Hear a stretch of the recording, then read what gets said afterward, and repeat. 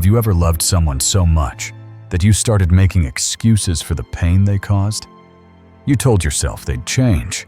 That love was enough. That forgiveness made you strong. But somewhere along the way, you stopped noticing how much of you was disappearing just to keep them. We're taught that love means patience, that forgiveness is noble, that second chances make relationships real. But what if forgiving someone who keeps breaking you isn't strength? It's self-destruction, because love was never meant to cost your peace, or your dignity, or your sense of worth. This isn't about hate. It's not about revenge. It's about clarity and learning the difference between fighting for love and dying for it. In this video, we'll talk about the things no one should ever forgive in a relationship. The red lines that once crossed can't be repaired, because the truth is simple. The moment forgiveness replaces self-respect, love stops being love. Forgiveness sounds beautiful until it becomes a weapon turned against you. We've been raised on the idea that love fixes everything, that if you just try hard enough, sacrifice enough, and stay long enough, people will change. But here's the secret most never say out loud. Some actions break love beyond repair. Some betrayals are so deep that forgiving them isn't kindness. It's self-abandonment. This isn't a war on relationships or a speech about bitterness. It's a wake-up call. Because every time you forgive what should never be forgiven, a part of you starts to disappear. Your confidence fades. Your sense of peace evaporates. Your boundaries become blurry until you can't tell the difference between love and damage anymore. Let's talk about the first betrayal that destroys trust at its core. Chronic deceit. Not the little lies about birthday surprises or forgetting to do the dishes. I'm talking about someone who builds a second version of reality and expects you to live in it. They tell you they're at work while they're somewhere else. They hide messages, delete calls, change passwords. At first, it feels small, harmless. But deceit doesn't stay small. It grows in the dark. Each unchallenged lie is a test, and every time you let it slide, you teach them that your trust has no price. Lying isn't a bad habit. It's a declaration. It says, "My truth matters more than yours." Once someone decides they can rewrite reality and you'll accept it, they stop seeing you as a partner and start seeing you as an audience. You become the supporting character in their story, the one who keeps believing. The truth is, no relationship survives that kind of erosion. Because once honesty dies, love becomes performance. And when you're performing, you're no longer connected. You're surviving. The second act of destruction hides behind laughter, humiliation disguised as humor. The jokes about your weight, your paycheck, your choices, the little digs made in front of friends or family. They'll say, "Relax, it's just a joke." But here's the thing, real jokes make people laugh. These ones make you shrink. Each time they do it, they chip away at your dignity and call it playfulness. They turn your vulnerabilities into entertainment and your silence into permission. Contempt doesn't show up screaming. It shows up smiling. It's the smirk when you speak, the mocking tone when you try to explain. And contempt, once it takes root, poisons everything. Love cannot exist where there's contempt, because contempt kills respect, and respect is the oxygen of love. When someone makes you the punchline often enough, you start editing yourself to avoid being embarrassed again. That's how control begins, through laughter that doesn't sound like laughter anymore. The third unforgivable act is emotional manipulation, the invisible trap disguised as passion. It's the partner who cries to win arguments, who threatens to hurt themselves if you leave, who says things like, "If you loved me, you'd do this." At first, it sounds like vulnerability, but it's not. It's control dressed up as emotion. They know exactly how to twist your empathy until it becomes a leash around your neck. Manipulators are emotional engineers. They study your heart the way a hacker studies code. They learn your guilt, your fears, your need to help, and they use them against you. You stop making choices because you want to.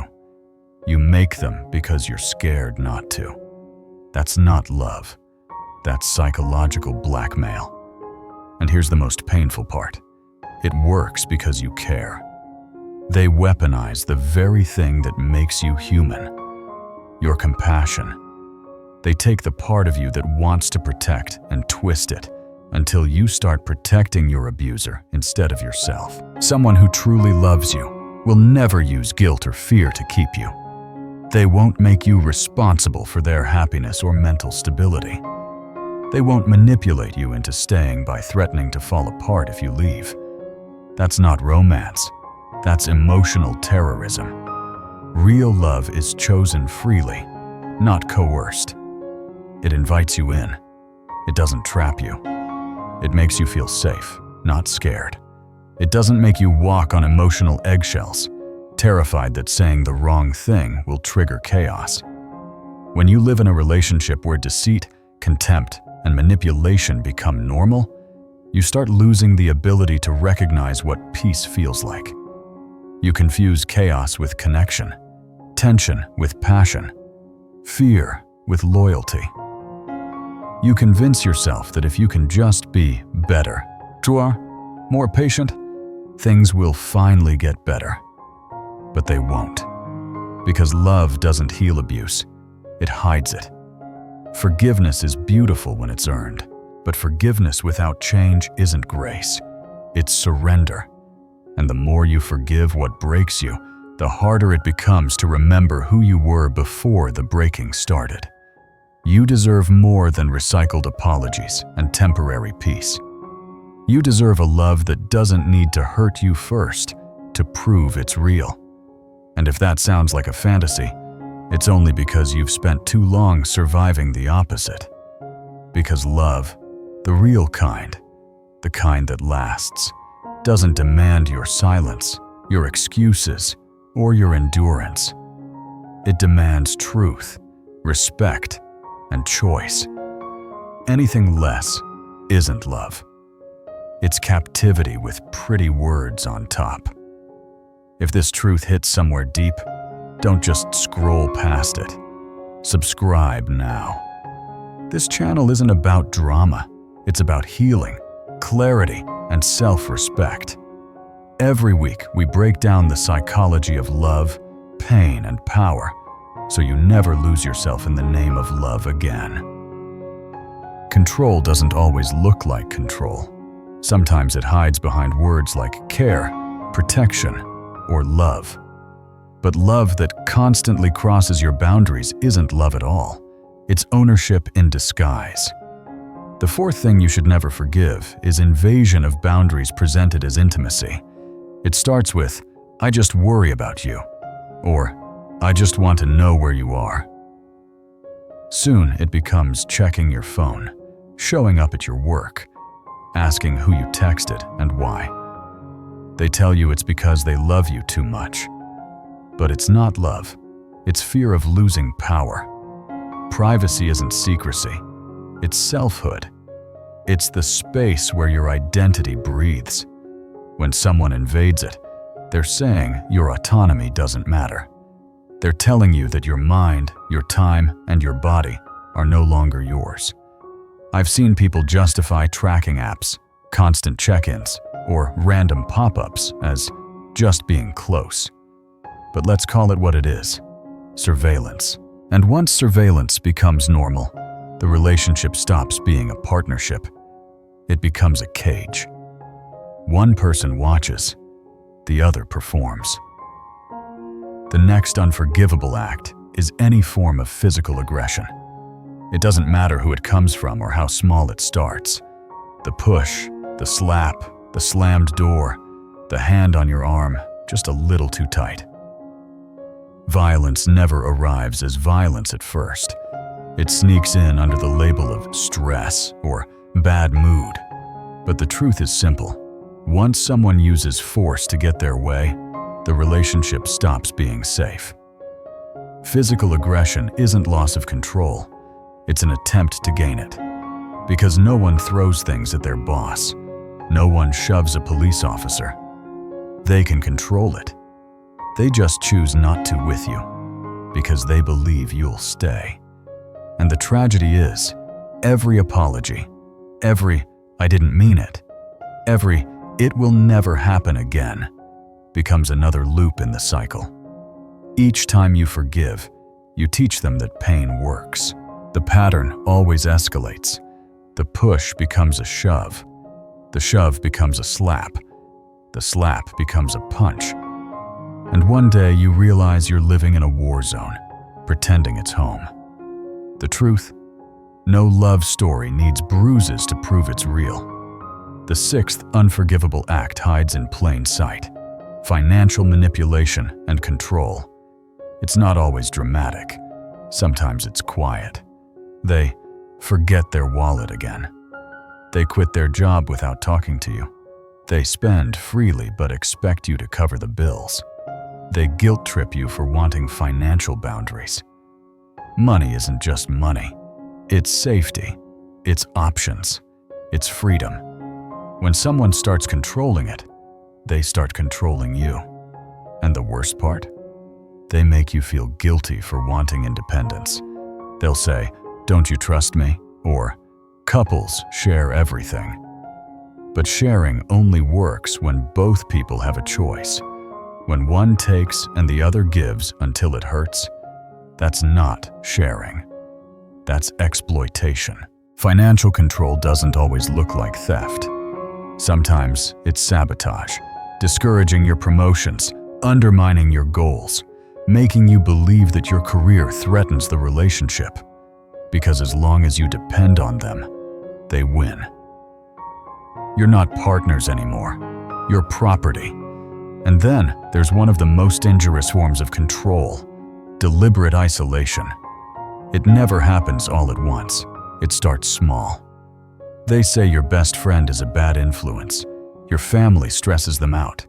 Your hobbies take too much time. And slowly, you start pulling away from the people who remind you of who you used to be. Isolation is the abuser's favorite tool because it cuts off every voice but theirs. When you have no one left to validate your pain, you start to doubt it exists. You tell yourself things aren't that bad. You start explaining their behavior to others, or worse, to yourself. Until one day, you look around and realize you have no one left. Just them, exactly how they planned it. Once isolation takes hold, the real abuse begins. Because there's no one to witness it, no one to challenge it, no one to pull you out. You become both the prisoner and the guard, defending the walls that keep you trapped. Love shouldn't shrink your world. It should expand it. It should make you feel freer, not smaller. If being with someone means losing your friends, your family, your dreams, that's not love. That's control painted pretty. Control thrives on your silence. It feeds on your guilt and your hope that things will go back to the way they were. But the version of love that hurts you, isolates you, and empties you, that version was never love to begin with. Because the moment someone decides that your privacy, your safety, or your independence is negotiable, they've already stopped loving you and started owning you. And the longer you let ownership masquerade as devotion, the harder it becomes to remember that love was never meant to feel like captivity. Some betrayals don't just break trust, they burn it to ashes. And the hardest part is that sometimes the person lighting the match swears they love you while doing it. The eighth thing you should never forgive is infidelity. Because cheating isn't an accident. It's not something that just happened. It's a series of choices, one after another. The choice to flirt, the choice to lie, the choice to cross a line and pretend it was blurry. Every message, every secret meeting, every excuse is a decision. And those decisions say, my pleasure matters more than your pain. When someone cheats, they don't just betray your trust. They destroy the foundation of safety. They make you question everything you believed, not just about them, but about yourself. People will tell you, but we were going through a hard time, as if that justifies betrayal. No, hard times test love. They don't excuse cowardice. If someone's unhappy, they can speak. If they're disconnected, they can reach out. But when they cheat, they're not fixing anything. They're escaping accountability. And here's what nobody likes to admit. Cheaters don't cheat because they lack options. They cheat because they lack integrity. And the statistics don't lie. People who cheat once are far more likely to do it again. Because it's not just a mistake, it's a mindset. The moment someone chooses deception over honesty, the relationship stops being a partnership. It becomes a performance. One person acting faithful, the other acting blind. And that blindness, that's what they count on. Because they know your heart is loyal. They know you'll search for reasons to stay. But love that requires you to question your sanity just to keep it alive isn't love. It's addiction. Then comes the 9th unforgivable act, weaponizing your vulnerabilities. This one cuts deeper than cheating because it uses the softest part of you against you. It's when the person who promised to protect your secrets starts using them as ammunition. You tell them about your childhood trauma, and one day, in a fight, they throw it back in your face. You open up about your insecurities, and they turn them into insults when angry. You let them see the real you, the scared, raw, unfiltered version. And they use it to win arguments. That kind of betrayal doesn't just break trust. It breaks your ability to trust again. Because once someone teaches you that vulnerability equals danger, you start building walls no one can climb. You stop sharing. You stop opening up. You stop believing that love can be safe. Here's the truth. Someone who truly loves you will guard your pain, not use it as a weapon. They'll hold your secrets like glass, knowing how easily they can shatter you. Real love is gentle with your scars. It doesn't trace them just to reopen the wound. But people who weaponize your vulnerability want one thing: control. Because the more they can make you ashamed of yourself, the easier it is to keep you silent. They don't want intimacy. They want leverage. And that leads to the final, most dangerous pattern of all, the cycle of abuse, followed by love bombing. This is the one that traps even the strongest people because it feels like redemption, but it's just manipulation wearing a mask. It starts with chaos, the yelling, the insults, the threats. You cry. You pull away. Then, just when you've had enough, they flip the switch. Suddenly they're sweet again. Apologies, flowers, grand promises. I'll change. It'll be different this time. For a moment, it feels like the person you fell in love with is back, but they're not. This is the reset button. The calm before the next storm. The highs after the lows are addictive. The body mistakes relief for love. And that's the trap. The cycle of destruction, followed by a hit of hope. It's not romance, it's trauma bonding. You start chasing the good days, convincing yourself that if you just hold on long enough, they'll stay. But they never do. Each round gets shorter. The apologies mean less. The peace disappears faster. Until one day, you're living in permanent survival mode, grateful for crumbs of kindness. Healthy love doesn't require you to recover from it. It doesn't hurt you on Monday and heal you on Friday. It doesn't make you cry just to comfort you later. The person who loves you shouldn't be the same one you need to recover from. And that's the hardest truth to face. Because even when the abuse becomes clear, the love bombing tricks your heart into staying. You remember the good version of them, not realizing that version only exists to keep you trapped.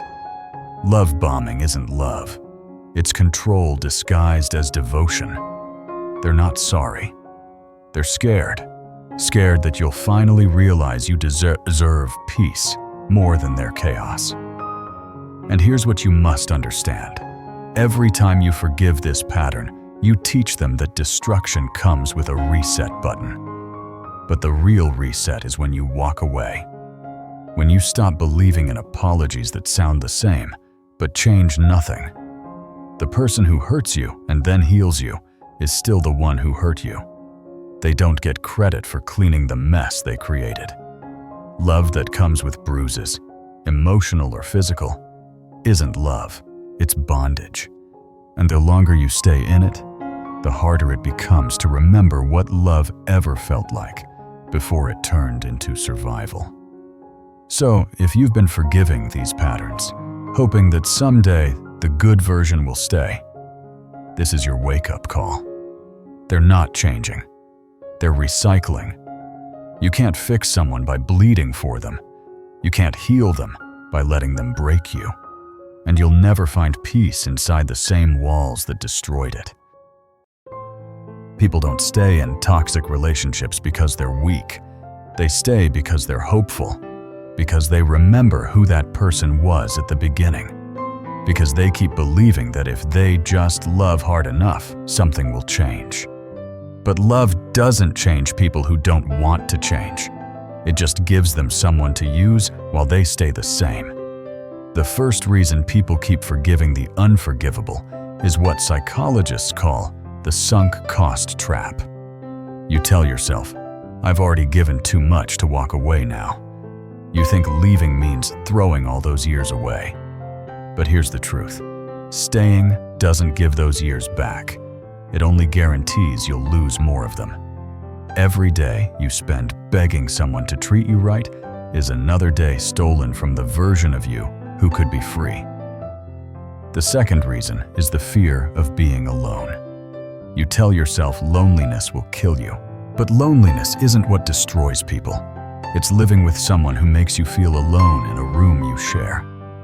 Being alone gives you space to heal, to hear your own thoughts again, to breathe without waiting for the next emotional explosion. Being with the wrong person is what suffocates you. Then there's the illusion of love as forgiveness, the belief that love means endless patience, that real love endures everything, that if you truly love someone, you forgive them. But forgiveness without change is surrender. Forgiveness without accountability is permission. And forgiveness without boundaries isn't love. It's self-erasure.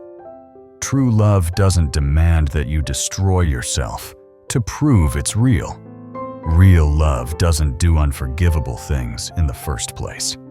The fourth reason people stay is hope, the most dangerous drug of them all. They're working on themselves.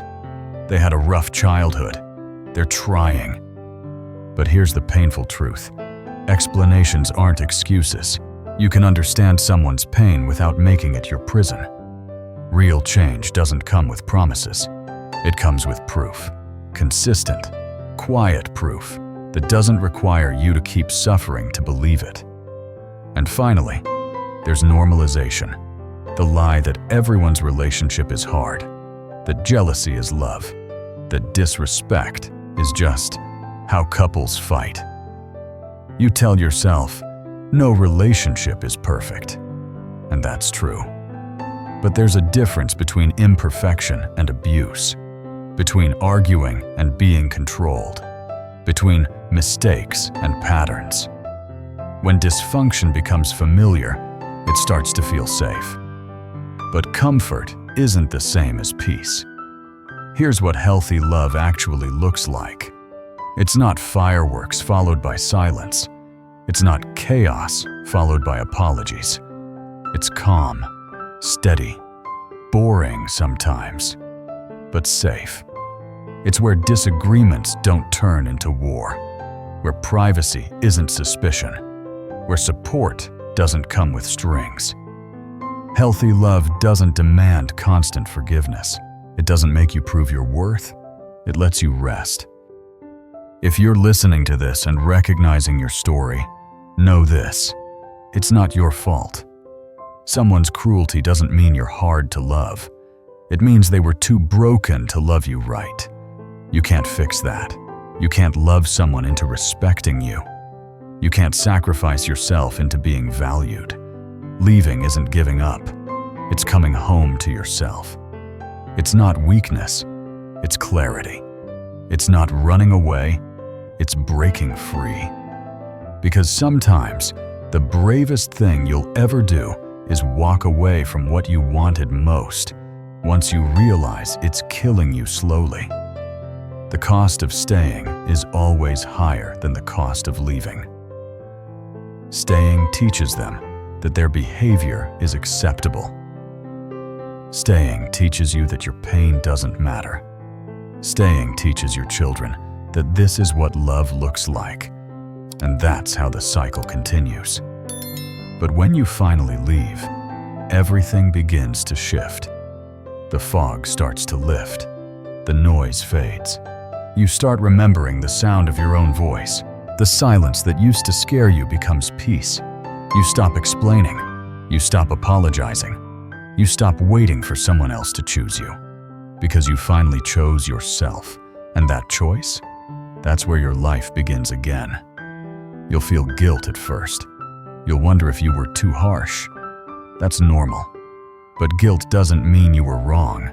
It means you were conditioned to believe your boundaries were cruel. They weren't. They were sacred. The moment you refuse to forgive the unforgivable, everything starts to heal. Your body, your sleep, your spirit. You'll laugh again.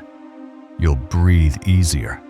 You'll see how small your world had become, and you'll start expanding it. Because love isn't meant to shrink you. It's meant to make you more of who you are. And if someone ever tells you that unconditional love means unconditional tolerance, remember this: unconditional love still has conditions. Respect, safety, honesty, kindness. Without those, love becomes captivity wearing perfume. So stop trying to fix what keeps breaking you. Stop asking when they'll change. Start asking why you keep accepting it. Stop romanticizing struggle. Start craving peace. You don't owe anyone endless forgiveness. You don't need permission to walk away.